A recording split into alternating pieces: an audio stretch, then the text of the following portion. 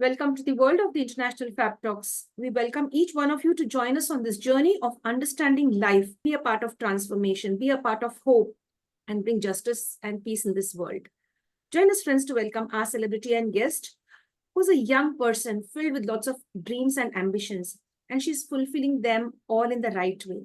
Join us to welcome our celebrity and guest. She's none other than Maalvika Bhuvansunder, joining us all the way from the lovely city, Bengaluru, Karnataka, India. Let's get to know about her work, and understand how she looks at the world through her thoughts and views and her experiences. Hello, ma'am, and welcome to the session. Thank you so much for being a part of our journey. Welcome. Hi, hello. Hi, thank you so much for having me here. I'm truly honored and excited for this. Thank you very much, ma'am. Thank you so much. I go ahead and share your profile and we begin the session. Sure. Thank you, ma'am. Friends, as you know, we share the profiles of all our celebrities and guests, and today we have a wonderful person who's in front of us. She has agreed to share her time with us to enlighten us a lot of experience and exposure on various fronts, be it the professional front or the personal front. I go ahead and share her profile and we get to know more about her. She's none other than Maalvika Bhuvansunder. As I earlier mentioned, she's just 25 years old, and she started off her career as a forensic psychologist, and she's working in the field of suicide prevention in Bengaluru. That's really nice. I really love people when they take the step to help others to overcome all the mental challenges or the emotional damage that has been done to them by the family members, friends, or it could be strangers. Now she's into that beautiful zone where she's connected with them to help them overcome all their challenges. She's also connected with health psychology, offender behavior rehabilitation, and counseling as well. I really like this. To put it on the professional front, she is really doing her very best to reach out to many people, known and unknown. Apart from that, there is something else to add to her profile. In the year 2016, she was diagnosed with Crohn's disease. Due to her experience with this illness, that made her to rise up like a phoenix and become an advocate for mental health and its impact on various other individuals living with chronic illness. She was a fellow with the Crohn's and Colitis Young Adult Network in 2022, and she would love to contribute to the world in the right way. Let's get to know more about her, how she is doing it, how she has overcome her personal and professional challenges. Fab Talks is all about how you overcome your personal challenge or your professional challenges, how to be more resilient, and how to teach the world to be resilient from your experiences. Let's get to know more about it now on the talk show called as the International Fab Talks. Ma'am, how would you define yourself? Who is the real Maalvika? Okay, that's a tough one. I'd say the real Maalvika is someone who overthinks a lot, but I try not to show that to others so that, there's this phrase about overthinking people. People don't really admire individuals who overthink much. However, as a young adult having so many health complications, I think that just makes me someone who overthinks a lot. But the true Maalvika is someone who's so passionate about anything she chooses to do, be it psychology, be it mental health, or be it suicide prevention, or just be it, I love dancing, be it dance. I'm so passionate about anything I choose. So the true Maalvika is a passionate young adult trying to make her way in life currently. Beautiful. I really love this. Do things with passion and do give it your heart and soul completely, no matter what it is. That's really nice. So you're interested in dance, and in psychology, and many social issues connected with mental health and as well as suicide prevention. If I may ask you about your dance, what kind of dance form? So I think I used to practice Kathak for a long time. I was learning Kathak for almost 5 to 7 years, but I think around 10th standard, because it coincided with my board exams, I stopped Kathak and never really got back into that after my diagnosis, especially.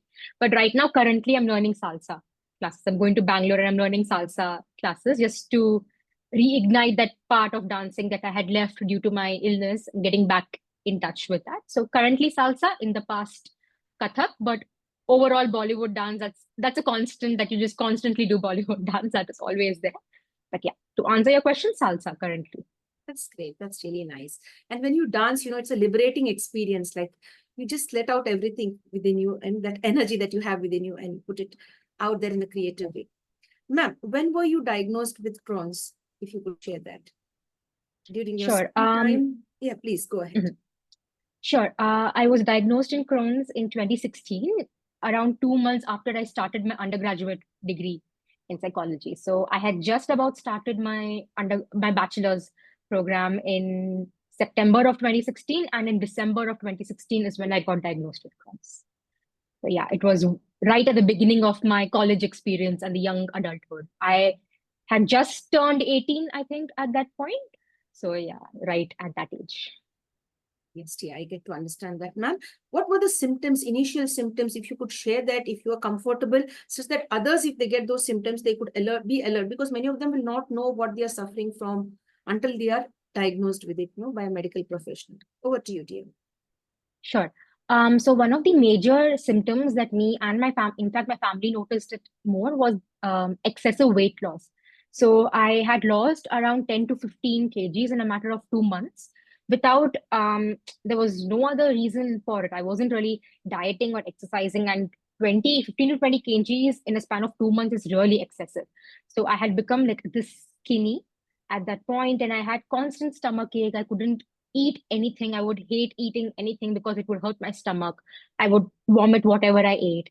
So those were the initial symptoms. However, because I was giving my 12th board exams around that time, everybody thought maybe it's the stress of the examinations. But even after the boards got over, the symptoms weren't really improving. So that's when we realized it's not just stress, it is something much more. And then we decided to go to a specialist around that time. So yeah, these were the main symptoms in me. But however, Crohn's symptoms are very different from different people.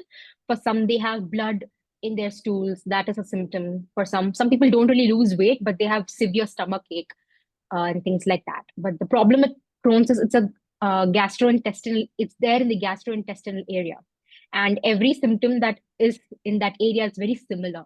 So for even to doctors to differentiate between two diseases, it gets a bit tricky because the symptoms manifest in the similar way. So these were my symptoms, but for person to person, symptoms may differ. Yes, thank you, ma'am, for sharing that. Thank you so much. How did you feel when you were diagnosed with it? When they said this is what it is, how did you feel? What was the first feeling that came to mind? If you can go back and just remember that and come back. Yeah.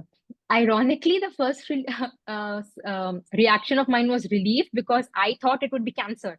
Because the first thing your mind goes to is at the end of it, right? Because you Google your symptoms and it shows you the worst of it. So in my head, I was like, I'm gone. That was my this thing. But first was relief. But at that point, I didn't know this was something that was going to be lifelong. I thought, okay, maybe it's like a stomach infection, because Crohn's is a term I don't think any of us would have heard before until somebody in our life already has that, because of the lack of awareness that Crohn's has in our country. But then when the doctor said this is something lifelong, it's not life threatening, but it's lifelong. So you will have this for life. We can give you medicines to keep your symptoms under control, but Crohn's in itself is not going to go. That's when it started to hit me, because I was just 18 and I had my entire life ahead of me, and the social life effect, it gets affected when you're diagnosed with something like this. So in my head, I was just said, I've just started college. I'm just making friends. How do I tell this to them? Would they even want to be friends with me? Things went in that way. For my parents, it would have gone, oh my God, our daughter is diagnosed with this. She's ill. And then the medical expenses of all that, that would be running in their head. But the acceptance was a bit difficult when it's told that it's lifelong for you, especially at that age. You wouldn't want something like this to be permanent. You wouldn't want to be sick permanently. So yeah, it was a bit daunting to accept that initially. I understand, dear.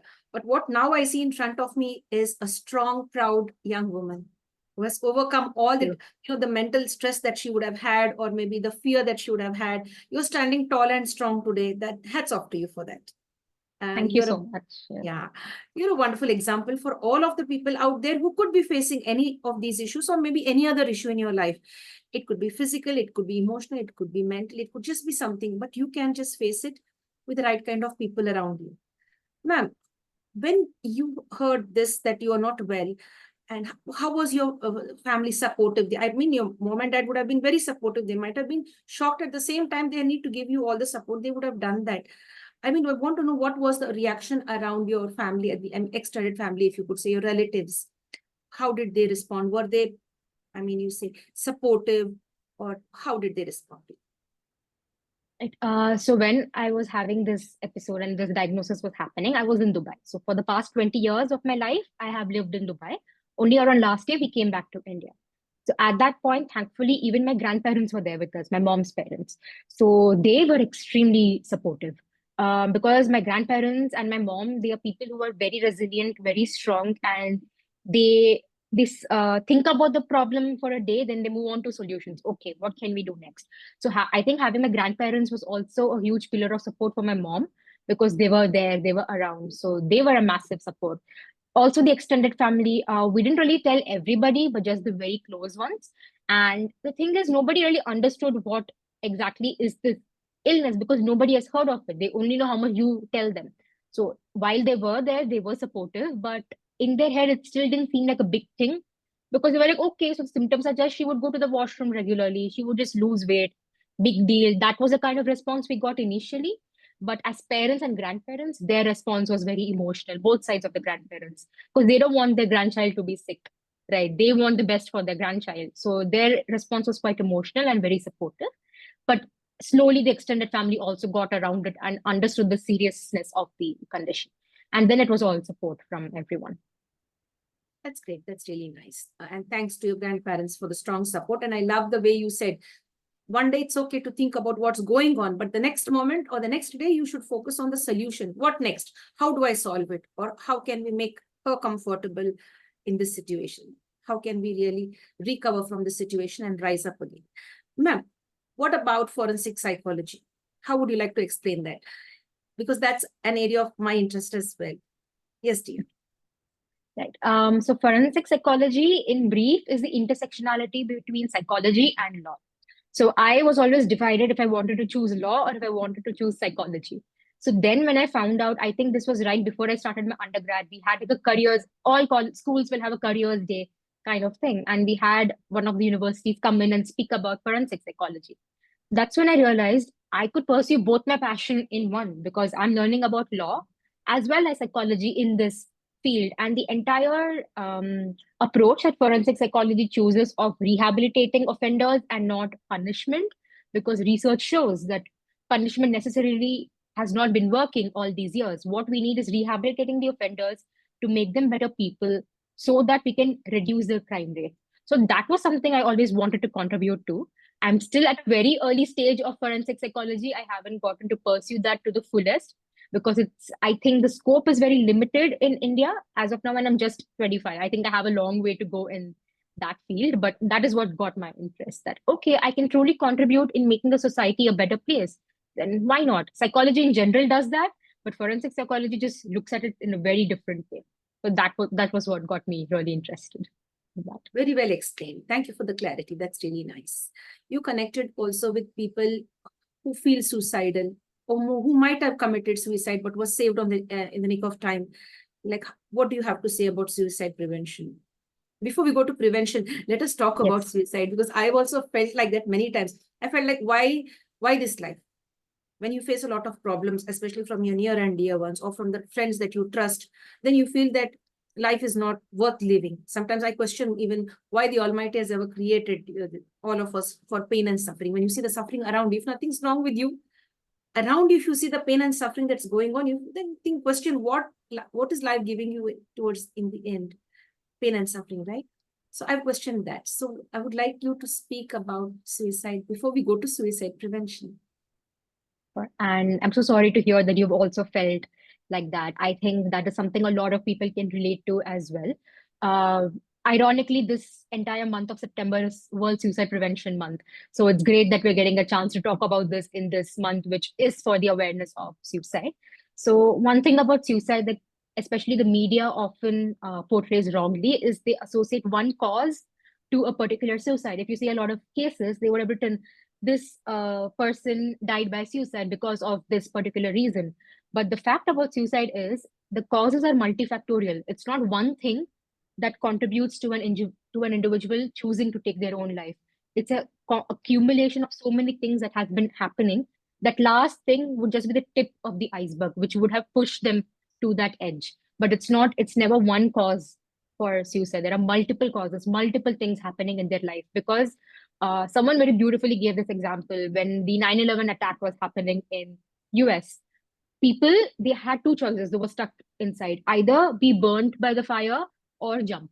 So would we necessarily call the ones who jumped, did they kill themselves by suicide? Maybe, yes, but for them, being burnt by the fire was so much more horrific that they chose to jump. That's what is happening in some individuals' life, that life is so horrific that they don't want to live it. Things are really getting too much that they choose to kill themselves. So that is something about suicide. A lot of people don't understand. It's never one thing, it's a combination of things that cause it. So, Yes, Steve. mm. Thank you for explaining all of that so well with the 9/11 attack as well. The way you've explained that too, that's really great. I mean, you should have the courage to live than to take away your life. That's what I feel. It's easy to bet. It's easier said than done. Like, it's easier to say that all, but then the person experiencing it itself will know what's going on. In my view, 90% of the family and maybe 10% from outside, if I'm not mistaken, or maybe 50-50, you could never say. But on the whole, it's the family that affects the child or the individual. Or how is it? I may be wrong. You can check me on that. Over to you. Sure. Family does play a large role in an individual's not just mental health, but everything, because family is our first role model. They are the ones that we grow up with. So family does influence a lot. A lot of individuals are lucky and they have a really supportive and a healthy family setting. For some, not so much. They don't have a supportive family. They are taught that being mentally ill is a weakness. They're taught that showing emotions is a weakness. So when you're grown up hearing those things, automatically when you realize that you're not doing well mentally, you will not seek help because you've been told showing that as a weakness. So having a supportive family is a great protective factor. And when I say protective factor, I mean something that can truly help an individual come out of any adversity. A great and strong family support is a key protective factor. If an individual doesn't have that, then they are really at risk of it. They're also at risk of suicide. They're at risk of developing mental health illness, mental health conditions, and those conditions worsening because they're very unlikely to seek help. So yes, family has a huge impact, but as you mentioned, there are other external factors as well. Sometimes it's 50-50, as you said. Sometimes the external factors have more impact than the family, but family is a key impact that we can never take away. Yeah. Yes, dear. Now, ma'am, you being a young girl, that's like, I would like to ask you this because I'd love to ask all the youngsters out also the same question. Right? Now, when our parents, I mean, I'm a parent now. So when parents are not agreeing with each other, they're always at friction. And then there are little children around them and they're constantly fighting and, blaming each other, or they're in a narcissistic relationship or whatever you could call it. But they still stay on together because of the children. Do you think that is right or that is damaging? So I'm not saying this from a professional point of view because parenting is not my expertise in psychology, but from what I've seen around me from family and friends, staying together in a narcissistic abusive relationship does more damage than good on the children. It's better to separate and be two healthy, supportive parents to the child than in a relationship where the parents are unhappy with each other, because the child is seeing that. The child is seeing that and growing up. The child is not going to be happy seeing their parents fight constantly. A house where there's continuous fights and abuse and trauma, the child is going to grow up with traumatic experiences. So it's honestly better to be, yes, divorce also has a negative impact on parents, but on children, but I've heard so many of the ones near me saying, I would have wished my parents had separated instead of staying together because I feel this has done more damage to us. So I'm just saying this from a very personal experience. It feels better if the parents, unless they can work out their differences, go for couples therapy and sort out their differences. But if not, then it's truly better to live separately and be great parents to the child than be in the same house, fight, and set a very bad example for the child and be the cause of their trauma at that young age. So that would be a very personal thing that I would be saying, not from a professional point of view, because as I said, that's not my expert area. Yes. Thank you for sharing your thoughts on that. Thank you for sharing. So friends, be careful as to how you are parenting your children. That's the most important thing. If you cannot be a good parent, don't be a parent at all, please. that's the biggest mistake a person can do. If you marry the wrong person, it's okay. But marrying the wrong person, giving birth to children, and then making the children suffer, then that is really not fair. So until you are ready for marriage, you're marrying the right kind of person. Think all about that and then go ahead for marriage. It's for the younger generation that I'm sharing. Yes, dear, because I've also heard that. I've heard many people talking to me, sharing, their various experiences. As a counseling psychologist, I've had many of the people coming and sharing this, like they have regrets after giving birth to the child. And ultimately, it's the child that suffers the most, because when they become adults, they suffer from childhood trauma a lot. As you've mentioned one example, like it's better they would have separated. I would not have had that negative impact on me. It's really true. Ma'am, now we shift us thing to like, how do you enable people to overcome this tendency of committing suicide? How does the suicide prevention work go on with regard to your contribution? Sure. Just one thing I would also like to say, we avoid using commit when we speak about suicide because in 2017, India decriminalized suicide. So the idea is, as long as there's a stigma or a criminal notion around suicide, people would not seek help. So the organization I'm currently working with, it's called QPR Institute India. So we are the Indian arm of the QPR Institute USA. So we provide suicide prevention training. So our company doesn't really provide suicide prevention counseling, but we provide suicide prevention training. And our flagship training is the QPR gatekeeper training. So gatekeepers are individuals who anybody can become a gatekeeper, from students to teachers to HR professionals to husbands, wife, parents, children. Anybody can become a gatekeeper. So what does that mean, being a gatekeeper? It's similar to CPR. QPR is like the first aid for mental health or suicide prevention by identifying the warning signs of suicide and intervening right at the starting so that you can help prevent suicide. Because research shows that if you intervene at the stage where you're already spotting the warning signs, because 8 out of 10 individuals who contemplate suicide will give out signs that they are thinking of suicide. They will give out either verbal, non-verbal, behavioral changes in mood. They will give out those signs. So our training enables individuals to pick those signs so that they can ask the suicide question, ask the person if they're feeling suicidal. I know a lot of us are very hesitant to ask the suicide question, but research also shows that directly asking a person if they're thinking of suicide reduces the risk of suicide. So we enable individuals to ask the questions and persuade them to seek help. We do not train individuals in being that referral or being the mental health professional, but we give them resources and we give them techniques on how they can persuade the individuals to seek help. We also give them a list of referral resources to mental health professionals across the country and helplines around India, free helplines around India that individuals can use if they're feeling suicidal. So in that way, I'm contributing. I'm not using suicide prevention in my counseling essentially because I'm still training in that, but through our gatekeeper training and our suicide prevention trainings, we are trying to make a difference in the society. That's excellent. That's excellent, ma'am. Now, is this training a paid one or free one, ma'am? It's a paid one. It's a paid training. Yes. It's a paid training. Is it affordable? Yes. I would guess so. It really depends from individuals to individuals. However, so currently I'm only with the organization as a consultant. I have moved on from a full-time role to just a consultant. But because we truly want to make a difference, anybody who's interested in this training can visit the QPR Institute India website, and one of the sales members, they would get in touch with them. And terms of costing and stuff, that is not something I'm really involved in. I'm only involved in developing the training. And right now I'm not really involved that much in that as well. But we do want to make this training affordable and accessible to everyone. That is our goal. In the month of August, we did provide this training free for certain NGOs because we felt we also had this moral obligation to make a change in the true way. Thank you for clarifying. If any of the people out there would love to join, so it would be very clear for them when they view this video. Apart from being a professional and going into the professional zone, how do you spend time? How do you enjoy your time? What are your likes and dislikes? I mean, your hobbies, if you could share that. Sure. So one hobby, as I mentioned, was dancing. So every Sunday I go for my dance class, and I just feel like even if my mood is low and I'm a bit lazy in general, so I try to skip going to the class, but I somehow push myself and go for that. And the way my mood just changes after the class, I'm more happy because of the endorphins that are running through your body. I'm just more happier. I'm more like excited about the next day and things like that. So dancing is one thing. Otherwise, I love reading. So I do spend my time reading fiction books. Non-fiction will only be in the field of psychology. Otherwise, I don't enjoy non-fiction that much.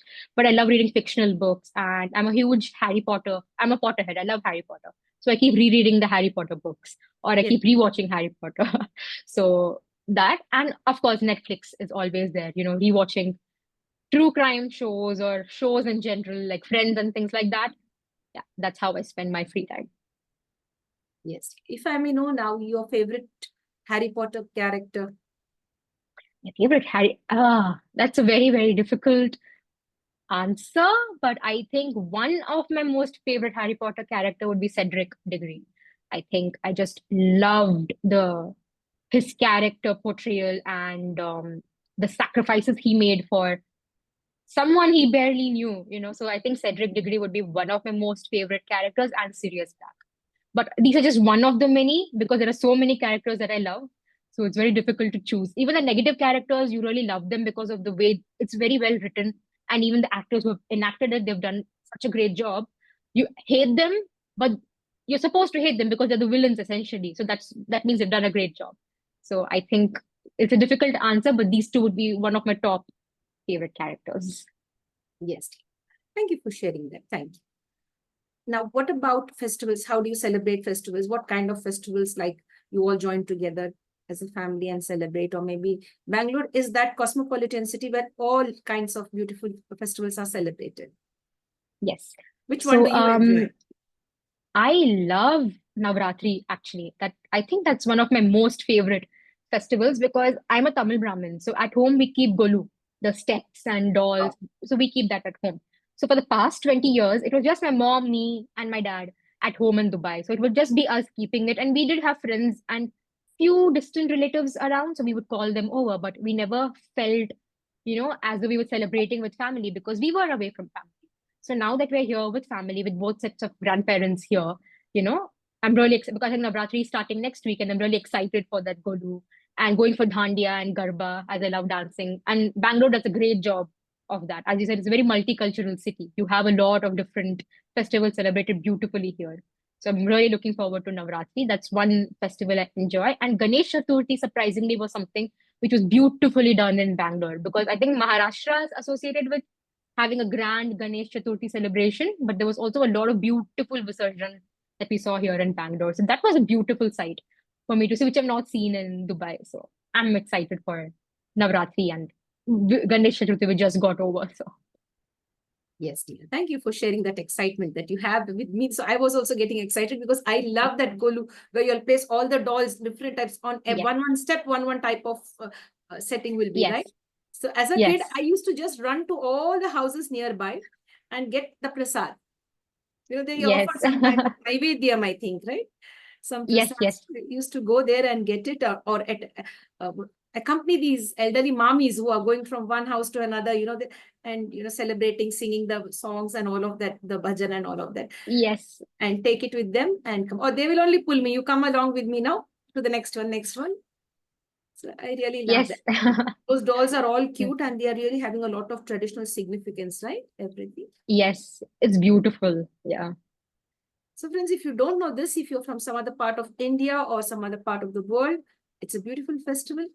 Do come to India to enjoy that once at least, or do come to the south part of India where they celebrate this. Mostly, I think in Tamil Nadu and in the other southern states. That's great, ma'am. What are your future dreams?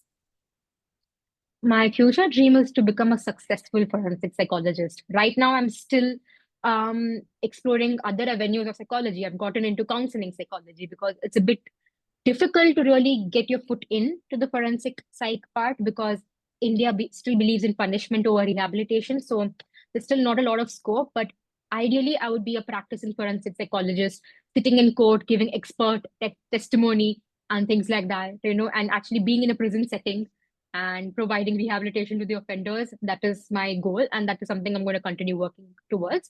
But also, suicide prevention is something I'm going to continuously work towards because the state of suicide is really alarming in India, especially with the young adults. There was a recent survey that was published saying the suicide rates in school going in, in students have crossed our population rate.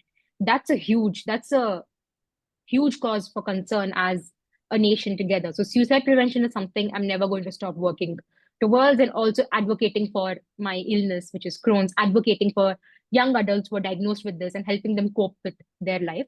So I think I have three different ambitions, but definitely which can be clubbed into one. That is my future goal. Be a successful forensic psychologist and work on my passion of suicide prevention and advocating for chronic illness. That's very, very interesting here. And we are proud of you because you have it right. You have it right. Because when you understand the importance of life, you would love to save the other people around you. That's really great. Yeah. That's nice. Ma'am, what I have seen now, most of the young girls and boys, they do not want to get married early. During our times, when we were just in our teens, like people would push us, go get married because marriage was everything. And like dumb people, we really used to believe our elders that the solution is marriage. Once you're like in your teens, late teens or early 20s, just go in for marriage. But now the youth of today, they are very, very conscious and they understand the importance of self-independence or, financial independence, or just you could call that independence. They wouldn't want to tie up themselves with somebody and struggle or maybe sacrifice most of their lives to so early, like, and take up all the stress, because marriage is all about like a big, big responsibility. And if children are in, it's a double, triple responsibility, I think. So I've seen many of them, like they are in their early 30s also, they don't want to go in to get married. What could be the reason from your perspective as a youth? Because I also have very similar thoughts. I think for us, it's more about finding the right person than it is about just getting into that marriage, because we would like to spend our life with that individual who understands us and truly believes in our dreams and aspirations. And we'd also like to be very financially independent and secure, because you cannot really predict the future. And if something were to go wrong in the future in that marriage, you don't really have to be dependent on that. You don't have to stay back in that marriage because you're dependent on that person. At least personally for me, I would love to be financially independent before I get into that and meet that right person. I'm in no rush to get married, as a lot of people in our generation, because earlier maybe it would have been seen as a taboo that, oh, if you've not gotten married at a certain age, it looks really bad. But nowadays that myth has been busted. A lot of people choose to go without marrying at all, and they're completely fine with it. They choose to get some. Recently, we saw a news where this older couple, around 70-year-old, they got married. They chose companionship at that age. So things are really changing. So there's no right age to find that companionship, but finding that right person. It's okay to get married late, but with the right person, than getting married early with the wrong person, because this is the person you're going to spend your rest of your life with. So might as well choose the right person and wait for that right person. I feel that's the main thing. Our generation is, we're quite careful about finding the right person. More power to all of you. That's really nice. I really like the way you explain that. Finding the right person. Just don't go and marry somebody just because somebody's asking you to get married immediately or your family is pressurizing you. Wait for the right kind of person to enter your life who will stand with you till the end through thick and thin. And of course, no matter who you're going to get married with, the person of your choice or the person who is the person meant for you, financial independence is one thing that is a must for either of the genders, right? That's really nice. Ma'am, I'd like you to share your thoughts with regard to the environment. How would you connect yourself with the environment? Do you feel happy when you're surrounded with natural things, or how is it? So before moving to India, I mean, I'm still a very city girl, because Dubai nature, it's it's not really there, because it's a desert. For that, I've done a beautiful job, but it's extremely hot.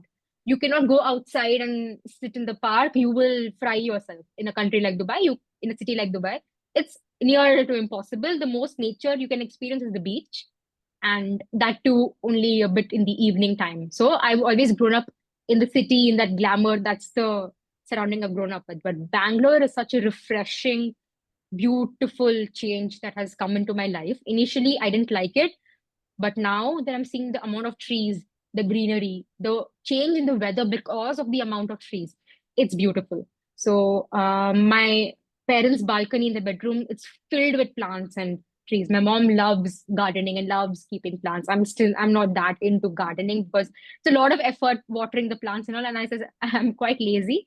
I avoid that. But yes, I do. When I go outside, I do love the nature. I love greenery, and I do try my best to go to Cubbon Park if I could. It's a bit too far from home, and in Bangalore, traveling to a place which is far, it's the traffic, it's really bad. Otherwise, it's beautiful. So I'm really loving the nature part of it, which is very contrasting to the surrounding I grew up in. So I'm loving this nature and this change. That's really nice. You made me visualize all of that. When you said my mom has a balcony filled with plants, immediately I visualized all of that. That's really nice. I could just get a beautiful picture of it. And I think gardening is therapeutic in a way, if you see that. Yes, definitely, yes. If I may ask you, what do you still love about Dubai? Everything for me, if you ask me what is home, I would still say Dubai because that is 20 years of my life was that city. And the two main things that I loved about that one, it's safety that's there in Dubai. I've studied in UK. I haven't experienced that here. In India, as a young girl, needless to say, you don't feel that safe when you're going out. You're always thinking twice you're quite vigilant about where you are. But in Dubai, at night, 2, 3 like early morning, 2, 3 a.m., you could go out and you would come back home safe. That was guaranteed in Dubai. Not to say crimes don't happen there, but it's substantially really less. So that illusion of safety or that safety was always there. Two, it's very clean. The city is extremely clean. You want to use public restrooms, you can use anywhere because it's so clean. So I think these two things are something I really miss. And it's something that should be a given for anyone, right? A clean environment and a safe environment, which UAE or Dubai gave that to me. And also that the glamour and the glitter that is a part of it. But yeah, I miss Dubai. I think that's home for me always and will always be home to me. So. Yes, dear. That's really nice. Thank you for sharing all of that. Thank you so much. And of course, India should keep its cities clean. There's a lot of dirt around, carelessly strewn around, especially empty plots. You just happily throw the dust over there and let it be. When we have the access to, I think, the government taking initiatives to come and pick up the dust, you should just hand over there and pay a certain small amount, maybe, I guess, than to just fling the dust in an open plot or dirty and spoil the city. As you mentioned, Dubai is a very clean place. There are many other countries which are very clean and neat. They take initiatives to keep it neat. And let's also work on that. That's really nice, ma'am, for sharing that. What I come to understand is you're the only child to your parents. Do you have siblings? I'm the only child. How do you feel? Do you miss out on having siblings? Yeah, actually, sometimes I do because I used to keep telling my parents that I always wanted an older brother. So why did you have me first? You should have gotten me an older brother. So that's a thing that I continuously tell them. But yeah, I sometimes do because both my parents were working. So I did grow up alone and they had to work because if you have to sustain in a country like in a city like Dubai, which is expensive, both parents have to be working. So I don't blame them for it. But I always felt if I had a sibling, that void could have been filled. I wouldn't have to be alone necessarily all the time. But I also do love the other side of being an only child where all the attention is on you. All their expenses is for you. So you're not really competing with anyone for anything. Everything that is there is for you. So that's a great advantage. But sometimes you do miss that having that because you can't really share everything with your parents. And of course, you have your friends and cousins and I have amazing friends and cousins around me, but a sibling, you miss having that person with you all the time, right? So yeah, that is something I miss, but no complaints actually about being an only child. Well explained. That's beautifully explained. What do you think freedom is, ma'am? For me, freedom is two things: being able to make the choices I want without having any restrictions, and the freedom mainly is freedom of safety. Me, like, I can go outside without thinking if I'm going to come back home safe or not. That is freedom for me. I don't want to think twice before stepping out. I don't want to restrict myself before going out. I don't want to be told that come back home before this time because it's not safe. That's a lot of things that women, especially around the world, not just India, around the world, hear these things. Come back before it's dark. share your ride trip with us and things like that. So that is something that is freedom for me. Having the freedom to be safe, that is the freedom for me. Very true, very true. I could also understand what you've shared. As the various incidents that take place in India and around the world, especially, it could, let's not be gender biased, because all of us are into that. The violence that's Yes, taking place within the family and within the four walls of the family, and as well as outside. So it's always good to be more mature and understanding and to offer help. And the yes, first thing, ma'am, I'd like to share, Malvika ma'am, is to speak against abuse. Many of them don't speak out. They endure the abuse till it's too late. Like, I think maybe you can give one chance, two chances, but don't give the chance the third time to your abusers, because then that they will see the end of you. Don't you agree on that? if not financial, the emotional dependency, how would my life look like if I didn't have that person in it? So from an outsider point of view, it's very easy to say, but you should have just left them. But it's not that easy. Only those who are in that relationship truly know why they haven't been able to get out of it. It's a very difficult thing, but yes, I would urge more people to speak up about it, and that help is available, and to take this difficult but necessary step to get out of that relationship. But then again, it's very easier said than done. Let us be positive on this, ma'am. Please speak up against abuse. Don't suffer in silence. That's my only request. I would love to tell this on all the shows that I have, that do not suffer in silence. Seek help, seek counseling, seek guidance. But please do not be silent about how your abusers are treating you, because they will do it more and more. And once they get rid of you, they will do it to the next victim. So, it should stop with you. Exactly. It should not continue. So if you see somebody's not okay somewhere, or some type of thing is going wrong, speak up against any form of abuse that is either towards you or towards your family member, your friend, a stranger. Stand up and speak, or you may inform authorities and be anonymous. That's the request that we have. Exactly. I just like to add one more thing to it.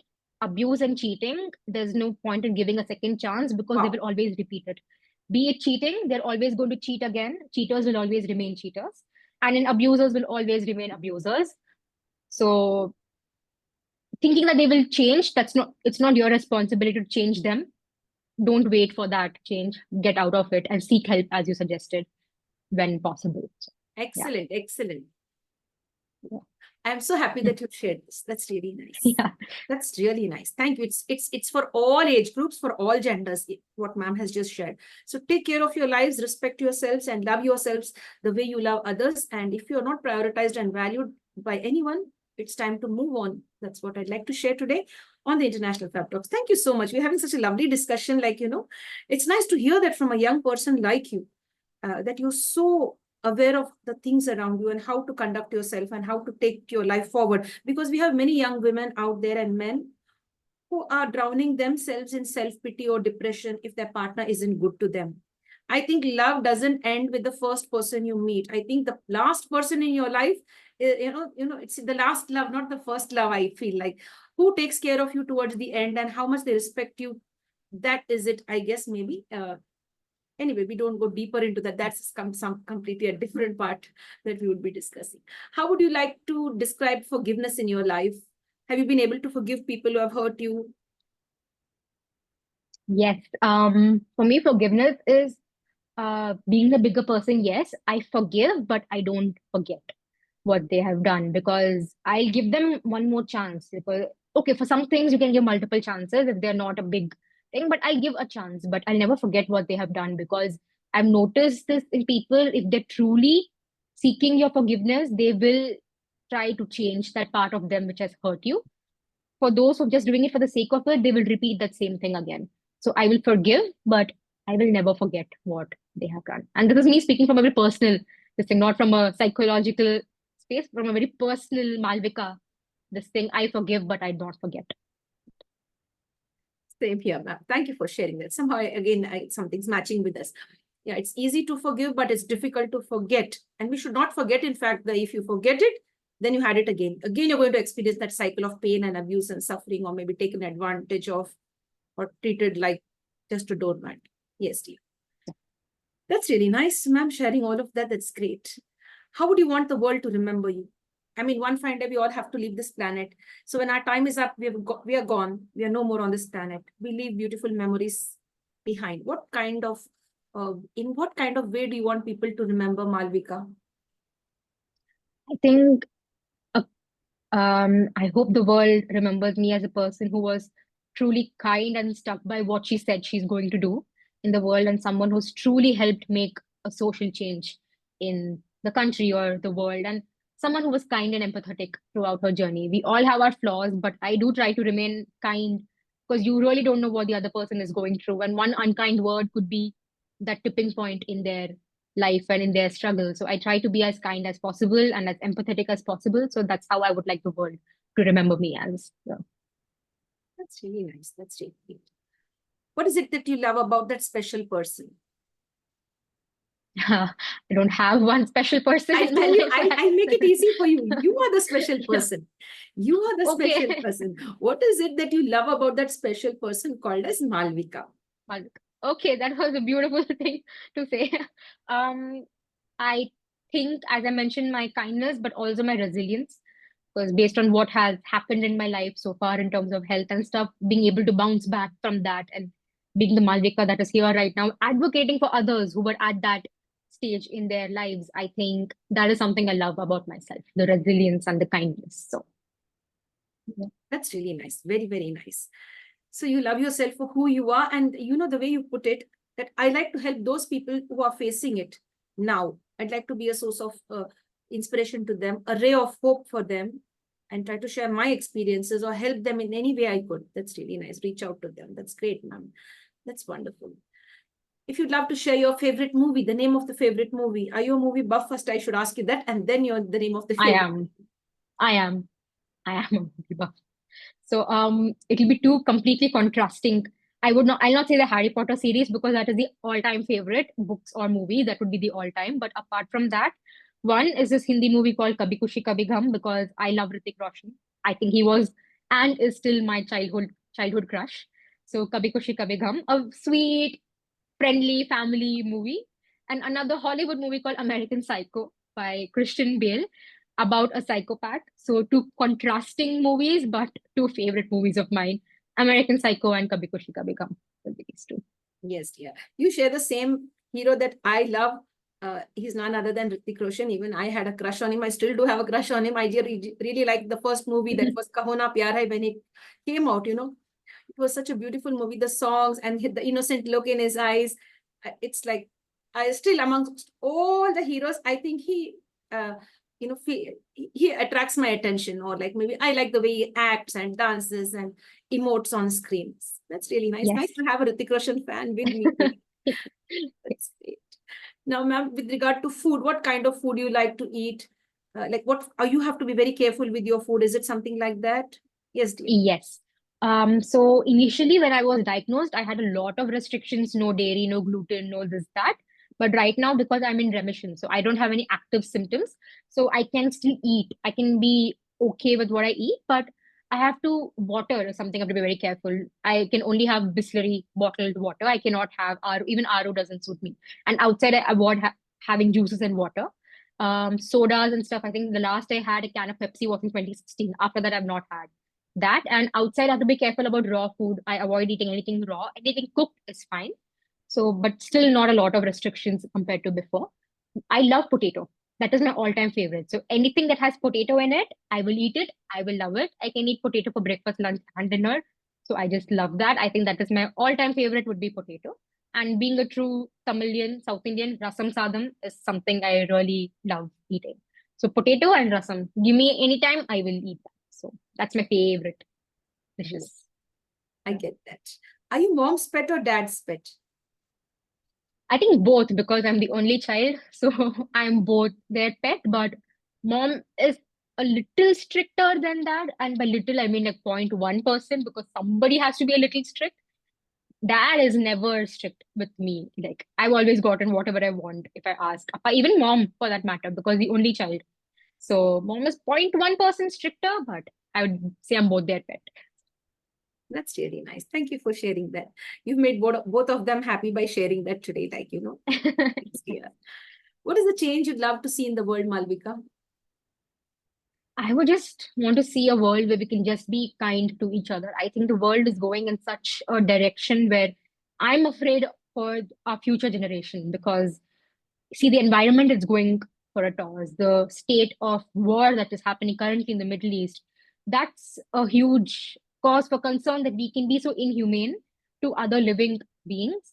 You know, that and even the way India is going, or any other country for that matter, in terms of human rights and things like that. We are so unkind to each other. I just wish one day, I know this is going to be a make-believe world. I'm not sure if that's ever going to happen, but a world where we can just be kind to each other and just live and let live. I live my life, you live your life. I'm not going to comment on how you should live your life. You don't comment on how I should live my life. Let's just be supportive of each other and kind to each other. I don't know when that will happen, but hope we can always hope for the best. Yes, dear. As you mentioned about the war, the mindless violence, of that's going on, killing innocent lives and such a loss to humanity.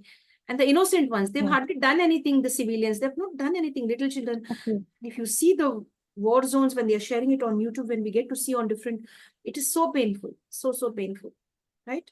It really is. Yeah. Very painful. And I hope the war ends between Ukraine and Russia that's going on, and some other countries. I wouldn't want to mention the names of those countries, but there are several people who are at war killing one. But what is the reason? I can't understand. What they're going to get? Anyhow, we're going to leave this world one fine day. What are we going to take and go? None of us are going to It's take anything, right? exactly. None of us Exactly. are Just going to take politics anything. point. It is. Yes, dear. Yeah. Let's leave it at that. Otherwise, that will snowball into something else. We just keep it at yes, dear. So let's stop. Just one request to all the world leaders, in case if somebody's watching this, get a chance to watch it at this video, watch this video later. Like, spread peace. That's all we can say. Stop the war. Work on peace. Work on peace. That's it. Ma'am, imagine if a movie was taken out on you. I mean, or they had a movie on your life, or a book written, an autobiography, either you write it or a biography written on you by somebody else. What would you love the title to be? Okay. This is such a tricky question. Uh, I think maybe something like A Guide to a Lazy Girl's Life, because that is what I'm described as. Lazy, a quirky guide to a lazy girl's life. Something like that. Maybe. Not to give away too much about the things that will be written inside it, just make it think as if it's something, but the content is something else, like Diary of a Young Girl, Anne Frank. You wouldn't really think what the content of the book would be around her experiences of being a Jewish person during the Nazi times. It was just a diary of a young girl. For someone in this generation, they wouldn't really know what that book is about. So maybe trick people into a quirky diary of a lazy girl and talk about mental health and my journey, something like that. Yes, I get that. That's really nice. That's really nice. If I would ask you now to give a message for all the youngsters of your age, like the youth, say from their late teens to their early 30s, what is the message to all of them? Say something around just believe in yourselves and believe in your passion. There's going to be a lot of people in the world who are going to say, this is not practical, or what you choose is not going to yield money, or you're not going to be successful. But just believe in yourself. I think you are most important. And at any time you feel overwhelmed, or if you're not okay, it's all right to seek help. It's okay not to be okay. Always speak up and seek help. You will not understand this now, but the moment you ask for help, you'll have 10 hands giving you that help. So always believe in yourself and always be okay not to be okay. That's really great. That's That's really nice, ma'am. Thank you for sharing that. Ma'am, do you think journaling helps one overcome mental health challenges by putting them all down in pen and paper? Like, I just write down all the thoughts, positive, negative, whatever. Doodle, scribble, everything what's in your head, and then clear it up. And then you feel good. Do you think journaling is important? How would you like to share that from your end? Definitely, journaling is very important, and I think journaling is a technique which is used in a wide range of, psychotherapy. It's used in CBT, it's used in MBSR, CBT cognitive behavioral therapy, and MBSR is mindfulness-based stress reduction. Because the idea is the moment you pen down these thoughts and you pen down the words in a book, it's as if you're talking to someone, you're talking to yourself, and the moment you put it out there, it's out there in the universe. For those who are spiritual, it's out there in the universe, which is why a very powerful technique in counseling is gratitude journal, we ask individuals to write 2 to 3 things each day that they're grateful for. It could be a very small thing that today I got to eat my favorite food. It can be as small and simple as that, but that just helps an individual see the positives also to their life, because when you're in that zone when you're mentally not doing well and the world seems to be a place that you don't want to live in anymore, even seeing these small positives can really help your brain think there's another side to life and there are things in life to look forward to. So journaling is something I really recommend to do. It could just be a diary to yourself. You can write about how your day went, or something called manifestation journaling, how you would want your life to be, writing things as though you're already living that future, the kind of life you already want to live. And that is something I do. I kind of manifest through journaling in a way that I would like my life to look at. And also gratitude journaling. I think the most powerful thing is gratitude journaling. And every therapist would swear by it. And I think you would also agree to that. The power of gratitude journaling and positive affirmations is it's massive. I would honestly recommend the youth, especially, to start journaling now itself. That's really great. Thank you, ma'am, for sharing your thoughts on that and empowering us in the right way. That's really great. That's really great. Ma'am, now with regard to savings, like we have many of the youngsters, I mean, most of them are quite aware that they need to save money, and they have started young, most of them.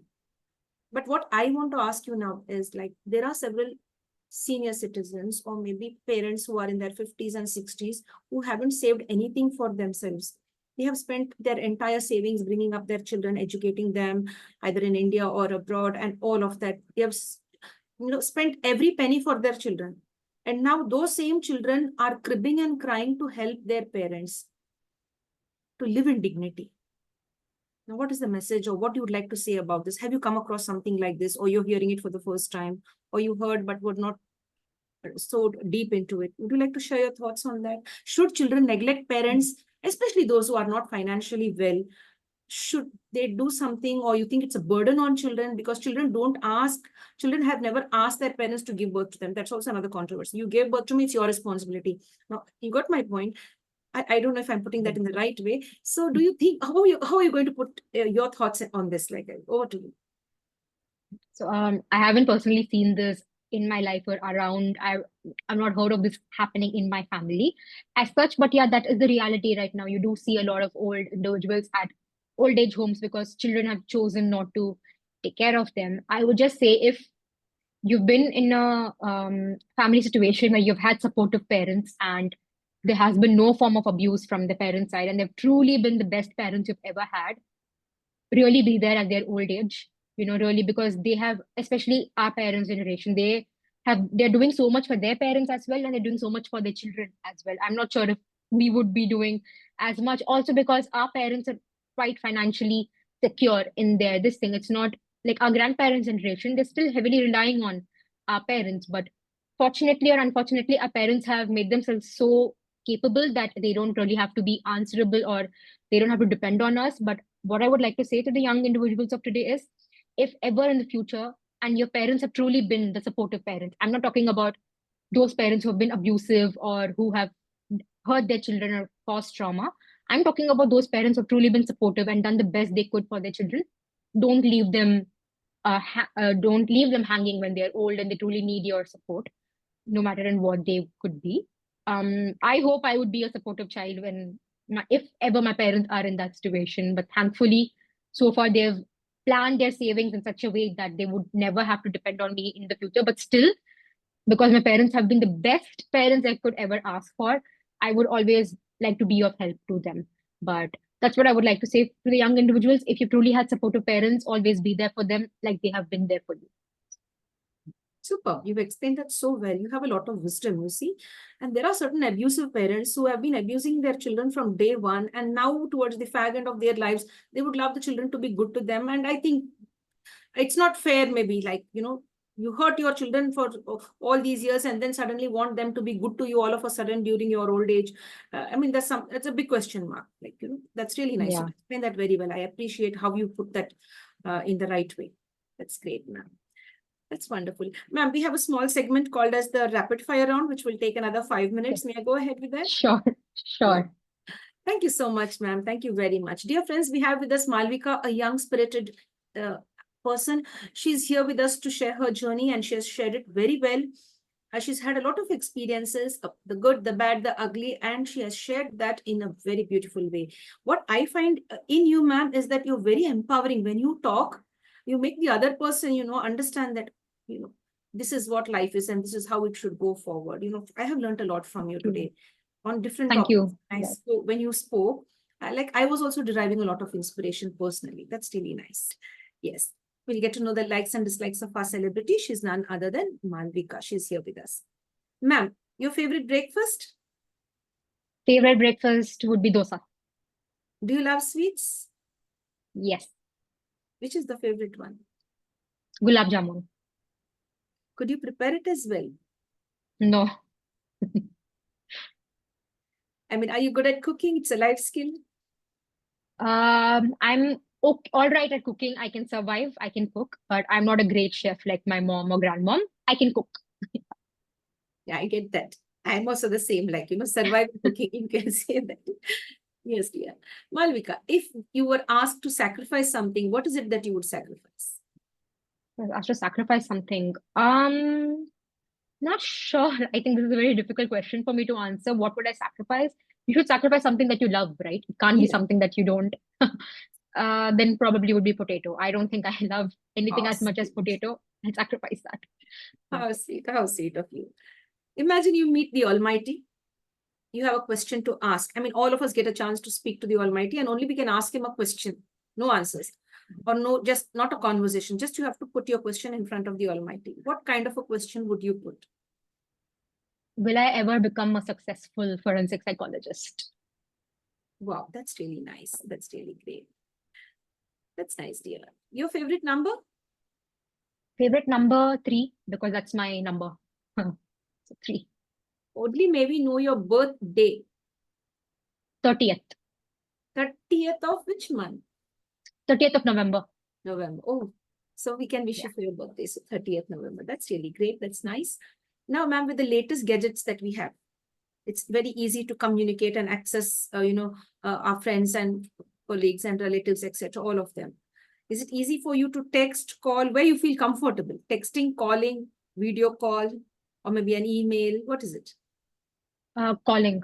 I feel most comfortable calling, because in texting people won't really know what you're trying to convey. Your emotions can be really wrong. You may come off as rude. So I prefer calling. Okay. That's really nice. The insect you don't like. Lizard. No. It's so wriggly, right? And I can't. Yeah. Yeah.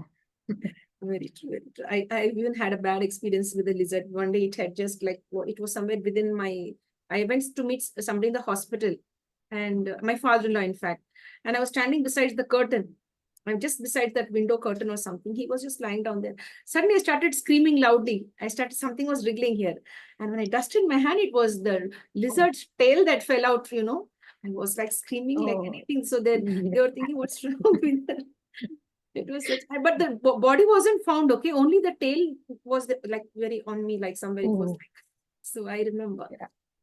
Speaking I of, it hate also lizards. makes us scared. Yeah. Yeah. Yes, dear. Ma'am, your favorite quotation till date? You mean favorite quote? Yes. Yeah. There's this quote from Harry Potter. There's light at the end of the tunnel. One must remember to switch on the lights. By Albus Dumbledore. I think that's my favorite quote. Yes, dear. You're very active during which part of the day? During the evening, mostly. Are you a night owl too? I'm a night owl. That's great. Imagine yourself like when you sit alone and you have nobody around you, right? And no gadgets as well in your hand, no book as well, just you're sitting on a chair and you're connected to your thoughts. As you've mentioned earlier, we're all overthinkers, including me also overthink. So when you're sitting down all alone, spending time alone, where do your thoughts take you? Past, present, or future?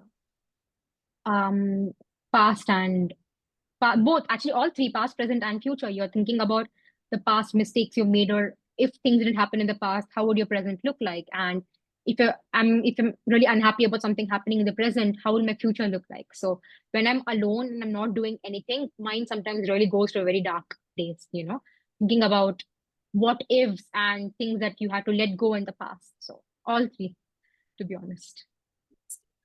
Sometimes I like to be lost in amnesia. What is that? Forgetting everybody and everything and being unknown. Like you just live Yeah. instead of taking the stress and pain that people knowingly or unknowingly give you, right? So that's also one thing. I Yes. feel like that. Fine, ma'am. Let's go ahead with a few more questions, please. Are you comfortable? Another 5 Yes. minutes? Yes, dear. Thank you for your patience. Thank you so much. Is it assumption or expectation? Mm. I think it is assumption, because if there's expectation, there wouldn't really be judgment, but it's an assumption that this person can or cannot do this. So it's assumption. You would choose assumptions. Oh, you're asking me what I would Yeah, choose, what will assumption you or choose between these two? sorry, I thought what people no, expectation, not no assumption, no way. Preconceived assumptions, no way. Expectations are better. I would choose expectations. Okay, I give you three options. Assumption, expectations, nothing, none at all. None at all. Good. I think I should put the third option. It's better not to assume. It's better not to expect also. It's just none Yeah. at all. Yeah. Because it's very Yeah. painful. Assumption is like you become a fool if you assume things. And expectation, you hurt your own self because you're expecting something Yes. from others. So have no assumption, no expectation. I think that should be there Yes. out for everyone. Your favorite kind of music, dear? Favorite kind of music would be pop music, pop culture. A.R. Rahman, maybe. That's great. How would you define a beautiful day? We are all gifted with 24 hours. So how would you define a day for you, or how should a day be for you? In one word. In one word. Peaceful. Wow, beautiful. I really love this because that's mine. I would wait for everyone to give me that answer, peaceful, because toward the end of the day, when you put your head down on the pillow, it's peace. We want that peace when we sleep, like no stress. I really love this, and I could resonate so much with you. That's really nice. As a student, your favorite subject? Subject English. English. That's really great. English till 10th, and then psychology once I had psychology. English. Your favorite teacher's name? I don't. She was my social studies teacher in school. The kindest teacher I have met would have been her. Would like to name her, mention her name? I just mentioned her name, I think Meera.